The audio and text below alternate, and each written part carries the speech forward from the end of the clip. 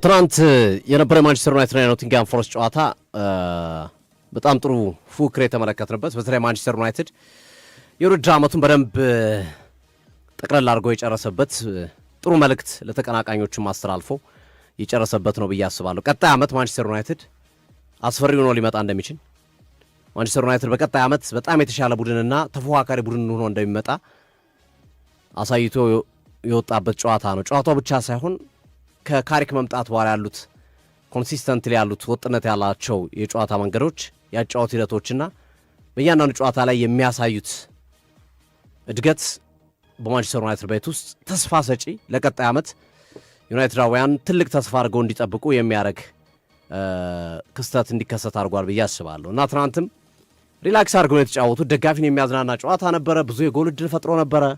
ብሩኖ ፈርናንዴዝ በርካታ ዕድሎችን ፈጥሯል። ምቡሞ ያባከነው ዕድል የዶርጉ ሹት አድርጎት ግብ ጠባቂ የመታበት እና መሰል ነገሮችን መሰረት በማድረግ ስንመለከተው በዛ ሂደት ውስጥ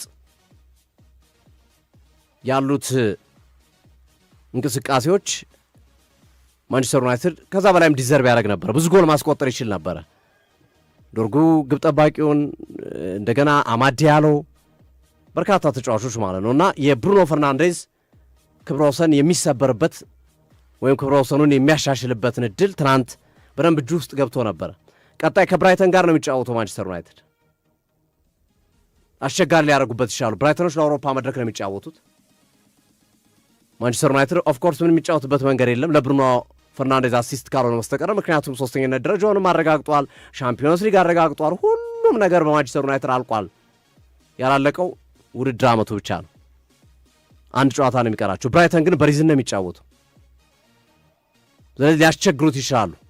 ኦፍኮርስ ብሩኖ ፈርናንዴዝ ችግር የለበትም። የትኛውም ቡድን ላይ አሲስት ማድረግ የሚችል ተጫዋች ግን ካለው የጨዋታ ክብደት አንጻር እንደ ትናንትናው አይነት ፍሪደም ላያገኝ ይችላል። ትናንት ኖቲንግሃም ፎረስቶች በፍሪደም ነበር ሲጫወቱ የነበሩት። እንደ በፊቱ ኮምፓክት ሆኖ ሲከላከሉ አልነበረም።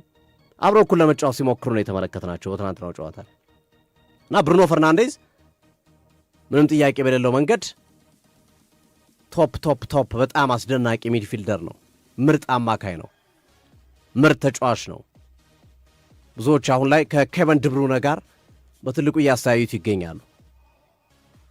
ያው የታይሚንግ ጉዳይ ብሩኖ ፈርናንዴዝ በማንቸስተር ዩናይትድ የተጫወተበት ዘመንና የማንቸስተር ዩናይትድ ምርጥ ተጫዋቾች ከእሱ ጋር ሊጫወቱ የሚችሉ ተጫዋቾች በዘመኑ አለመኖሩ ያለ ጊዜው የተገኘ ሰው ያደርገዋል። ብሩኖ በነ ሮኒ በነ ክርስቲያኖ ሮናልዶ ዘመን ቢገኝ፣ ብሩኖ በነ ሮይ ኪን ዘመን ቢገኝ፣ ብሩኖ በነ ፖል ስኮልስ በነ ራያን ጊግስ ዘመን ቢገኝ ትልቅ ዋንጫ ያሳካ ነበር። አቅሙ በደንብ ያን ማድረግ እንደሚችል ያሳያል።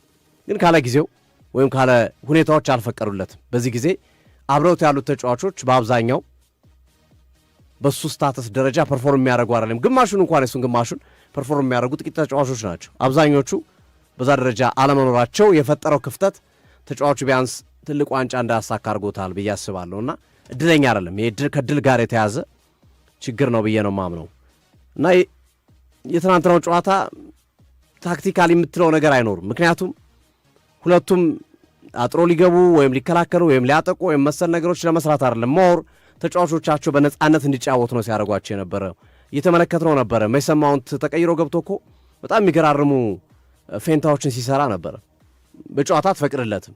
ኖርማል ለነጥብ ጨዋታ ቢሆን ወይም በተለይ ለአውሮፓ እግር ኳስ ለመግባት ለመሰል ነገር ፉክር ያለበት ቢሆን እንደዚህ አይነት ነገር አትፈቅድለትም። ሲሪየስ እንዲጫወት ነው የምታደርገው እና የትናንትናው ጨዋታ ከታክቲክ በተለየ መንገድ በብዛት የተመለከትነው ነገር ሞር ነፃነት ያገኙበት፣ ኢንጆይ ያደረጉበት፣ ደጋፊዎችም ተጫዋቾችም የተዝናኑበት ሂደት የፈጠረበትን አጋጣሚ ተመልክተናል። እንግዲህ ካዝሜሮና ማላሺያ ትናንት በይፋ ማንቸስተር ዩናይትድ መልቀቃቸውን ያሳወቁ ተጫዋቾች ናቸው። መሰናበታቸውን በቀጣይም የሚቀጥሉ ተጫዋቾች ሊኖሩ ይችላሉ። እንደው ማኑኤል ኡጋርቴ አይነት ተጫዋች፣ ጆሹዋ ዝርኪዚ አይነት ተጫዋቾች የመውጣት ዕድል አላቸው ብዬ አስባለሁ። ከሞላ ጎደል ተከላካይ መስመሩን የሚነኩት አይመስለኝም። ግን በአብዛኛው ግን በተለይ እንደ ኡጋርቴ አይነት ተጫዋቾች ባይሰናበቱም በይፋ ክለቡን አዳዲስ ተጫዋቾች ስለሚያመጡባቸው የመሰናበት እድል ያላቸውን ሂደት እንመለከታልና ካሪክ ሶስተኛ ስለወጣ ብቻ ሳይሆን ቻምፒዮንስ ሊግ ስለጨረሰ ብቻ ሳይሆን ቀጣይ ዓመት ለነ አርቴታ ለነ ጋርዲዮላ እና ለሌሎቹ ሲሪየስ ኮንቴንደር ወይም ጠንካራ ተፎካካሪ ሆኖ እንደሚመጣ በተለይ አማካኙን አጠናክሮ አዳዲስ ተጫዋቾችን ጨምሮ ሲመጣ ይበልጥ የፈረጠመ ቡድን እንደምንመለከት በደንብ መልእክት ያስተላለፈበት ነው ብዬ አስባለሁ። ግርሜ እሺ አድማጮቻችን እንግዲህ ዛሬ ምሽት የሚደረገውን ጨዋታ ከ3 ሰዓት ጀምሮ በቀጥታ የምናስተላልፍላችሁ ይሆናል። እንድትከታተሉን ከወዲሁ እንጋብዛለን። ሐሳብ አስተያየቶች ካሉ ላኩልን፣ እንቀበላለን። አድማጮቻችን